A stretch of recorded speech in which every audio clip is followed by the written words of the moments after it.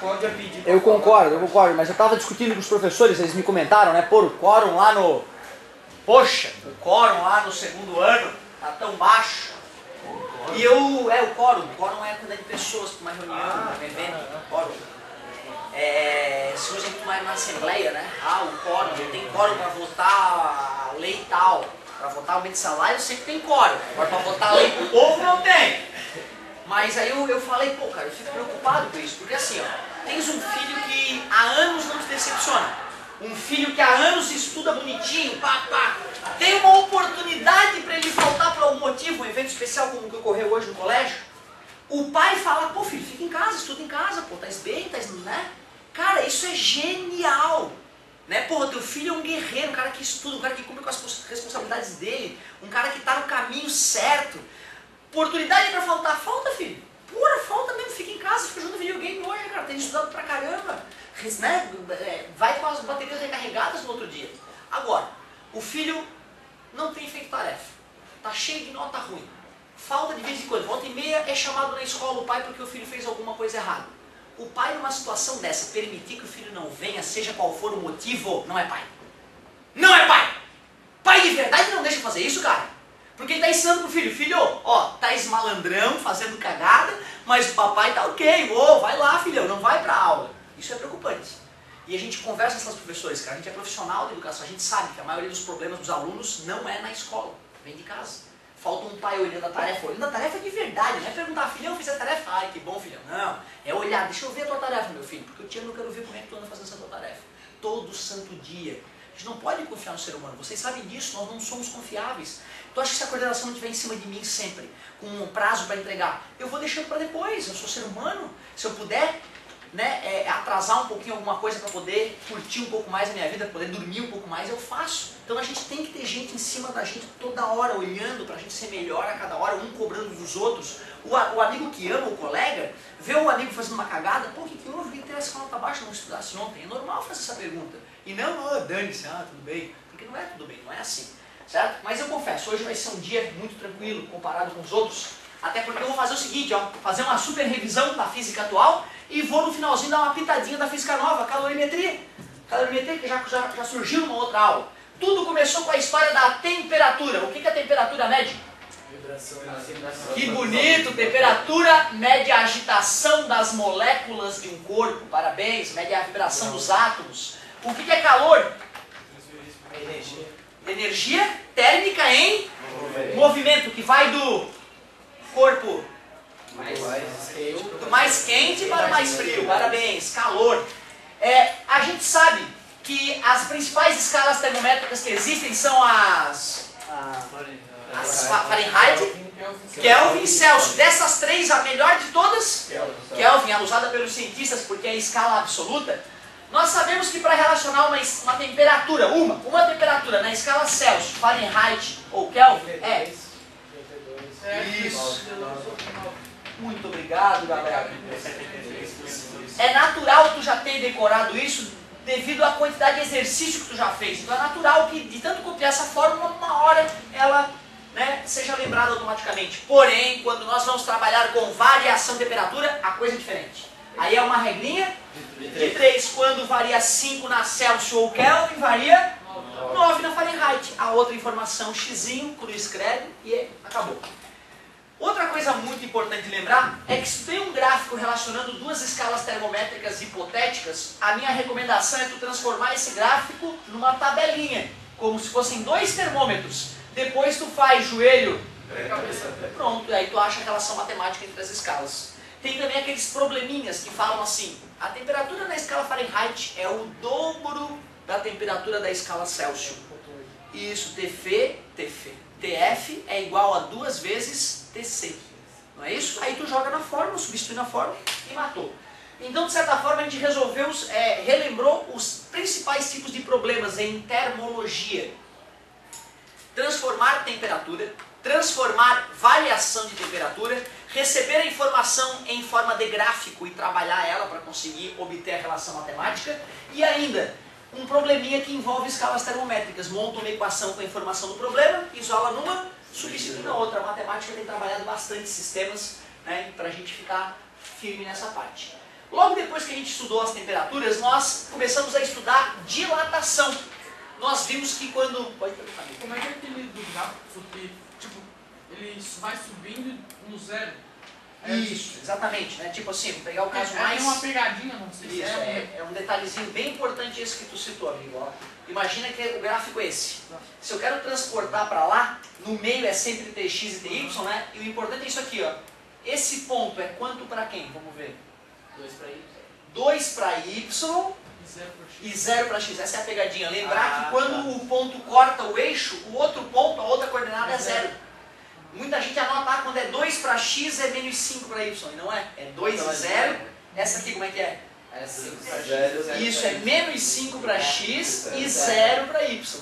Certo? Então esse tem a ver com o plano cartesiano, né? Mas é uma coisa que se a gente não está bem resolvido na nossa cabeça, complica mesmo. Bem observado. Depois que a gente falou um pouquinho de escalas termométricas e termologia, termometria mais especificamente, a gente entrou em dilatação térmica, ou dilatometria. Dilatação térmica. Uma pergunta interessante, por que os corpos dilatam quando aumenta a temperatura?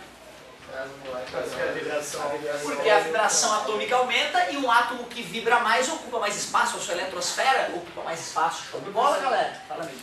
Eu tenho uma dúvida na dilatação aparente e nas aparentes. Eu vou fazer o seguinte, eu vou botar um exercício bem similar ao da prova para vocês arriscarem mais uma vez, que para mim é o mais elaborado da prova, dilatação aparente. Vou colocar ele depois dessa revisãozinha aqui. Superficial pode ser a dilatação, linear ou volumétrica. Me dá um exemplo prático onde a dilatação calculada é linear no dia a dia. O trilho do trem, parabéns, o engenheiro faz o cálculo de dilatação linear. O tamanho do fio do poste, né? O cara faz o cálculo de dilatação linear. Por mais que o fio aumente como um todo, ele está preocupado no aumento do comprimento do fio. O fio não pode ficar muito grosso a ponto de atingir as pessoas na rua, né? Só porque esquentou do inverno para o verão, né? O fio, vai aumentar 1 milímetro de diâmetro. Agora, o comprimento do fio, 10 quilômetros de fio aquecido, pode aumentar vários metros, certo?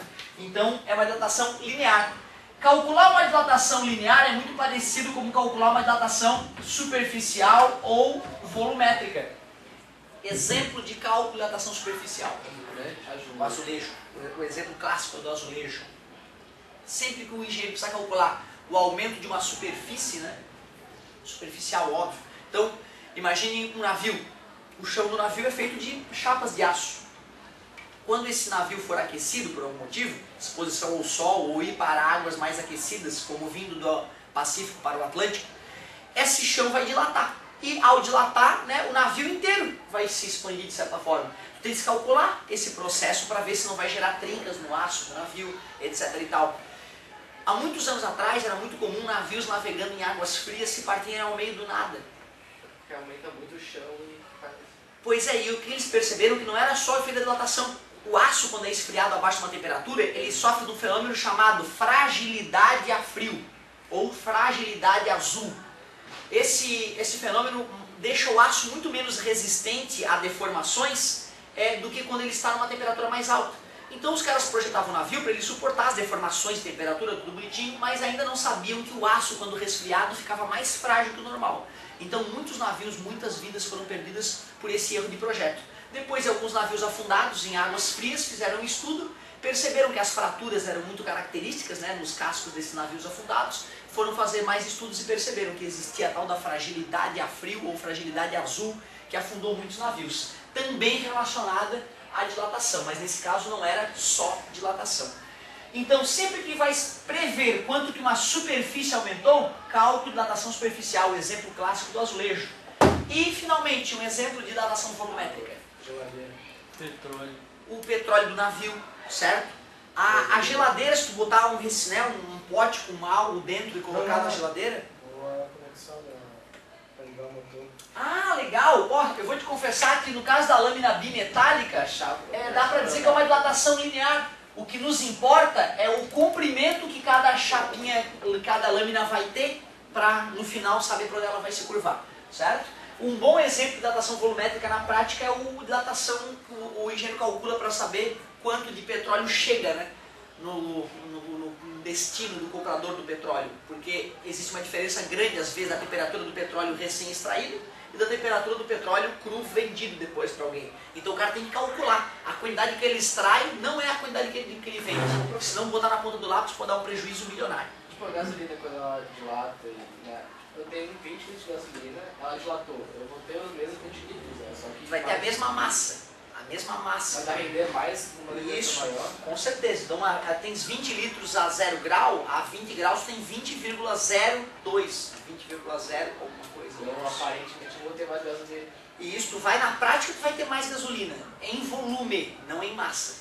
Certo? Por isso que de repente o mais adequado nessa situação seria vender a massa de combustível. Aí tu sempre vai vender a mesma quantidade pelo mesmo preço. Certo? Só que esse cálculo do ponto de vista da bomba é menos prático. É mais prático tu botar um sistema que meça o volume que passou pela bomba do que a massa que atravessou a bomba. Dá pra fazer, né? Mas é um pouco... Não altera em nada, porque a combustão se mede em mol, massa.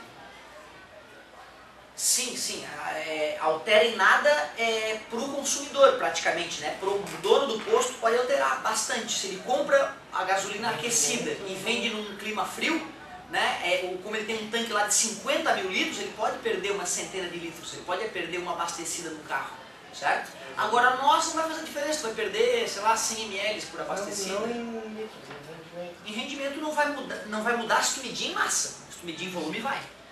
Né? Por isso que o mais adequado seria fazer a venda por quilo de combustível, certo? Boa colocação. Galerinha, e se bem que nós vamos ver coisas agora, mais para o final do ano, a gente vai estudar gases, estudo dos gases, depois termodinâmica, nós vamos entender como é que os motores funcionam e nós vamos ver que tem outras coisas dentro do motor que podem ser alteradas, né, que deixam ele com um rendimento muito melhor, certo? E que é o que fez os motores se modificarem absurdamente nos últimos anos, né? Antigamente, um carro de 100 cavalos era um motor V8. Era um motor V8 que fazia 3 km por litro. Certo? Fazia 3 km por litro, cara. Um motor V8 de 100 cavalos. Hoje em dia, 100 cavalos tem motor 1000 com ar comprimido, né? Com compressor de ar que tem 100 cavalos. E faz 17 km por litro. Loucura, né, cara? Absurdo isso. Então, isso tudo porque a termodinâmica evoluiu. Cientistas estudaram os processos que ocorrem dentro do motor e descobriram como modificar esses processos para ele ficar melhor, mais rendimento. E nós vamos ainda se surpreender, porque ainda vai melhorar muito quando os carros começarem a vir com motores elétricos também, né? Os híbridos. Isso aí vai mudar muito. Diz que atualmente já tem, né? Os carros da Ford, tem o elétrico, totalmente elétrico, da Nissan, que é outra história, mas a Ford diz que o Fusion da Ford já é híbrido. E já faz algo em torno de 17 km por litro. E ele e ele tem mais de 200 cavalos o carro, cara. Um carro de 200 cavalos que faz 17 km por litro é um sonho, imagina. Verdade, tem Porsche a diesel, tem Porsche diesel hoje, conversível ainda, aqueles mais esportivos, que fazem 17 km por litro de diesel. Aí é humilhante, hein, cara, de diesel. E um Porsche, não é um carrinho qualquer, é um carro que vai a 300 km por hora. Chineses que já, tipo, só que não são tão conhecidos como essa, mas já tem híbridos, ou não? Sim, já tem alguns outros carros híbridos A Toyota já tem e tem carros de luxo híbrido atualmente, que são carros, né, bastante... com rendimento incrível, carros esportes, né, com altíssimas velocidades. Não está no mercado tão Ainda, exatamente. E tem mercado que é mercado de luxo, né, cara? Que é só cara realmente que é aquele Karma. Tem um carro híbrido aí novo, que é o Karma, que é para competir com Porsche, Ferrari. Ele ganha de todos esses na arrancada, pelo motor ser elétrico. Mas é um carro de, sei lá, de $1 milhão, né, cara? É para poucos. Galerinha, olha só. Como é que se calcula uma dilatação linear? Tem que saber o comprimento inicial. Uma dilatação superficial? Tem que saber a superfície inicial. Claro, dilatação volumétrica tem que saber o volume inicial. A alfa, beta e gama, as primeiras letras do alfabeto grego, coeficiente de dilatação linear. Coeficiente de dilatação superficial. Muito obrigado, amigo. Coeficiente de dilatação superficial. Parece bobagem, mas ao repetir, teu cérebro está adquirindo informações interessantes aí para o futuro. ΔT, que é a variação. Isso, a variação de temperatura, que é a final menos inicial, como toda a variação que a gente calcula. Uma dica importante é que nos problemas eles geralmente fornecem o alfa, o coeficiente de dilatação superficial. Isso não precisa do beta. Isso, exatamente? Não, é aproximadamente, só para questões teóricas lembrar que não é perfeitamente igual. Aproximadamente igual. E o que realmente é mais perigoso nessa matéria, eu confesso, concordo com o amigo, é a tal da dilatação aparente. A dilatação aparente merece uma atenção especial. posso dar um exemplo, professor? Claro. Corrigiu ontem, só que eu fiquei com uma dúvida ainda. A 37 questão. Beleza, A vamos fazer ela. 37 questão. Só lembrando então que a dilatação aparente é um exemplo clássico, aliás, é quando a gente tem um recipiente com um líquido dentro e aquece o conjunto. O conjunto é aquecido, logo o líquido aumenta e o recipiente também aumenta. Eventualmente a gente esquece que o recipiente aumenta e ao aumentar ele consegue absorver mais líquido, né? Reter mais líquido. Ou seja, se tu tem um potinho cheio de um líquido, esquenta e algo derramou, aquela parte que extravasa não é a dilatação verdadeira do líquido, é a dilatação aparente. E qual é a verdadeira? É o cálculo feito com o líquido mesmo. Se tu quiser achar a dilatação aparente a partir da dilatação verdadeira do líquido, tem que pegar a dilatação do líquido e subtrair a dilatação do potinho, do recipiente. Então, dilatação aparente é o quanto o líquido aumentou menos o quanto o recipiente aumentou. Mas falando só filosoficamente fica difícil de conceber. Vamos para um exemplo prático. Inicialmente o potinho de 1000 litros estava com 1000 litros de líquido. Então V0 recipiente, V0 líquido, 1000 litros. Esquentei. Aí eu sei que após aquecer transbordou. Se o volume final de líquido é 1005 litros e o volume final do recipiente é 1002 litros, o que eu posso falar? Transbordou 3, porque o potinho cresceu só 2. Como o líquido cresceu 5, desses 5, 2 ainda continuam no pote, já que ele está maior. E 3 acabaram, né, transbordando. Então, se tu sabe que o líquido dilatou 5 e que o recipiente dilatou 2, 5 menos 2, 3, que é o quanto transborda. Quando a gente pensa com números, fica bem mais fácil do cérebro visualizar o que está acontecendo. Então, olhando para essa fórmula, dá para perceber que para calcular uma dilatação aparente, uma das possibilidades é pegar a dilatação real do líquido menos a do recipiente. Porém, tem uma outra situação que às vezes é mais rápida do que essa. Em vez de fazer 2 cálculos de dilatação, tu pode fazer um cálculo só. Só que na hora de fazer o único cálculo, tu não pode usar o gama do líquido nem o gama do recipiente. Tu usa o gama aparente. E como é que se calcula o gama aparente? É o gama do líquido menos o gama. Então tu subtrai os coeficientes e aí faz uma conta só. Se tu calculou o ΔV com o gama aparente, tu está obtendo o ΔV aparente. Certo? Vamos resolver a questãozinha que o amigo pediu para a gente ver se a gente mata as dúvidas dessa área. Ah, meu Deus, quase que eu esqueço. O que é a dilatação anômala da água? A máxima...